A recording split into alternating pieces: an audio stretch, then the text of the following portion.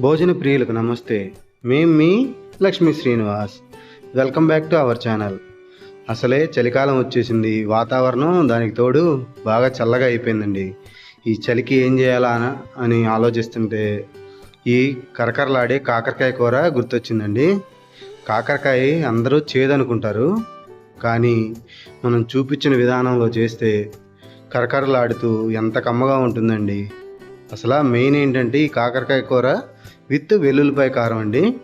చాలా బాగుంటుంది కూర, చాలా బాగా కుదిరింది. చూస్తుంటే మాడిపోయినట్టుందా? కాదండి, అది కొంచెం డీప్ ఫ్రై అయింది. అలా డీప్ ఫ్రై అయితేనే కాకరకాయ కూర చాలా రుచిగా ఉంటుందండి. ఒక్కసారి మీరు పూర్తిగా ఈ వీడియో చూడండి, మీకే అర్థమవుతుంది.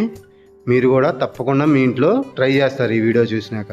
ఇంకా మొదలు పెడదామా మరి. మొన్న మార్కెట్కి వెళ్తే కాకరకాయలు కనిపించినాయండి, ఇలా చిట్టి కాకరకాయలు. చూడంగానే కొనాలనిపించిందండి. మీకు కూడా అలా అనిపించింది కదండి వాటిని చూడంగానే. అందుకని 1/2 కేజీ కాకరకాయలు తీసుకున్నామండి. అలా తీసుకున్న తర్వాత చాకుతో అయినా సరే లేకపోతే పీలర్తో అయినా సరే పైన చెక్కు అంతా తీసేసుకోవాలండి. ఆ విధంగా చెక్కు తీసేసుకుంటే కాకరకాయలో సగం చేదనేది పోతుందండి. చూడండి, మన వీడియోలో చూపించిన విధంగా తలా తోక తీసేసి మొత్తం కాకరకాయలన్నిటికీ చెక్కు తీసుకోవాలండి. తీసుకున్న తర్వాత ఇవి చిన్నగా ఉన్నాయి కాబట్టి మేము సగానికి కట్ చేసుకున్నాము. అదే పెద్ద కాకరకాయలు అయితే ముక్కల్ని మధ్యస్థంగా కనీసం 2 ఇంచులన్నా ఉండాలండి కాకరకాయ ముక్క. ఆ విధంగా 2 ఇంచులు ఉంటే నూనెలో బాగా వేగి మన వెల్లుల్లిపాయ కారం దీనికి పట్టి తినేటప్పుడు మంచి మజా వస్తుందండి. మేము 1/2 కేజీ క్వాంటిటీతో చేస్తున్నాం కాబట్టి దానికి సరిపడా కొలతలన్నీ చెప్తాను. దాన్ని బట్టి చూసి మీరు నచ్చినంత క్వాంటిటీ చేసుకోండి. ఇది 3 నుంచి 4 రోజులు నిలవ కూడా ఉంటుందండి, కాబట్టి ఇబ్బంది ఏం లేదు.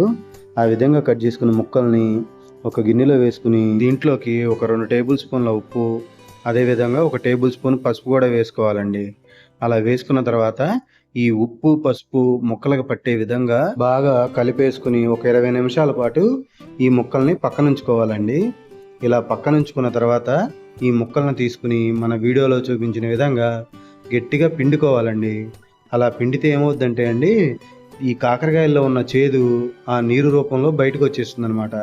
మీకు ఎవరి మీద అయితే కోపం ఉందో వాళ్ళను మనసులో గుర్తు తెచ్చుకుని ఆ విధంగా గట్టిగా పిండటమేనండి. మా ఆవిడైతే నన్ను గుర్తు తెచ్చుకున్నట్టుంది మనసులో. చూడండి ఏ విధంగా పిండుతుందో. ఆ విధంగా గట్టిగా పిండేసి నీళ్ళన్నీ బయటకు వచ్చేస్తాయండి.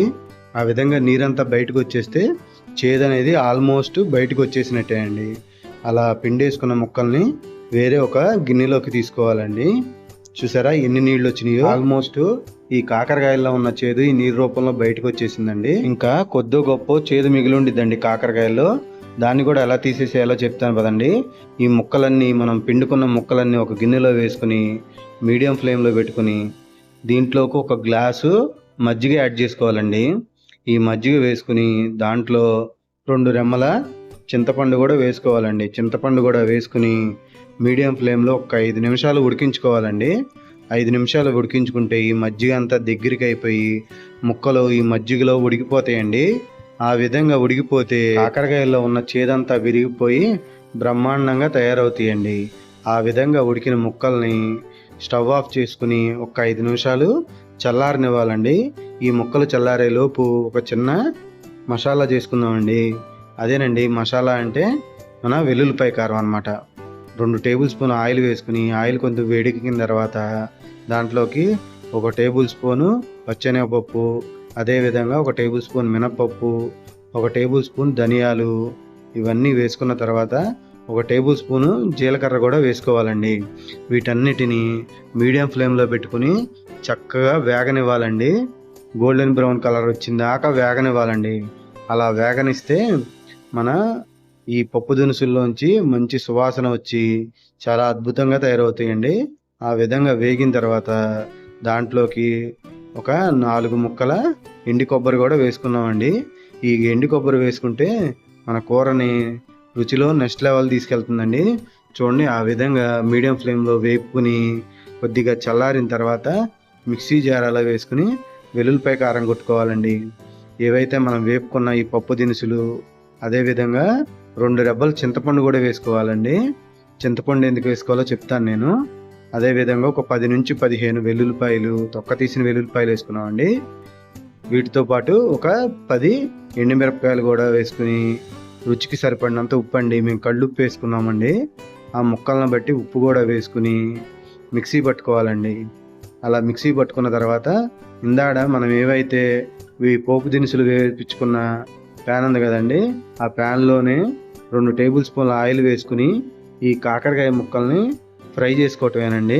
ఇందాడ మనం ఉడికించి పక్కన పెట్టుకున్నాం కదండి కాకరకాయలు, ఆ కాకరకాయ ముక్కలు తీసుకుని ఈ నూనెలో ఒక్క 10 నిమిషాల పాటు ఆ విధంగా కలుపుకుంటూ, చూసారా ఆ విధంగా గోల్డెన్ బ్రౌన్ కలర్ వచ్చిందాక వేగనివ్వాలండి. గోల్డెన్ బ్రౌన్ కన్నా కొంచెం ఎక్కువే రావాలి కలరు. చూడండి మన వీడియోలో చూపించిన విధంగా ఆ విధంగా వేపుకొని మనం మిక్సీ పట్టుకున్న ఈ వెల్లుల్లిపాయ కారం దీంట్లో వేసుకోవాలండి. అలా వేసుకుని మీడియం ఫ్లేమ్లో ఒక్క నిమిషం పాటు వేగనివ్వాలండి. ఎక్కువ వేగనిస్తే కారం మాడిపోయి కూర అంత రుచిగా ఉండదండి. కాబట్టి ఒక్క నిమిషం పాటు వేపుకొని దించేసుకోవాలండి. మంట మట్టికి మీడియం ఫ్లేమ్లో ఉండాలి, గుర్తుపెట్టుకోండి. అలా వేగుతున్నప్పుడు 2 కరివేపాకు రెమ్మలు కూడా దూసుకుని దీంట్లో వేసుకోవాలండి. అలా వేసుకుంటే కొద్దిగా ఈ కరివేపాకు కూడా వేగి చాలా బాగుంటుందండి తినేటప్పుడు మధ్య మధ్యలో తగులుతూ. మన కాకరకాయ వెల్లుల్లిపాయ కారం రెడీ అయిపోయినట్టేనండి.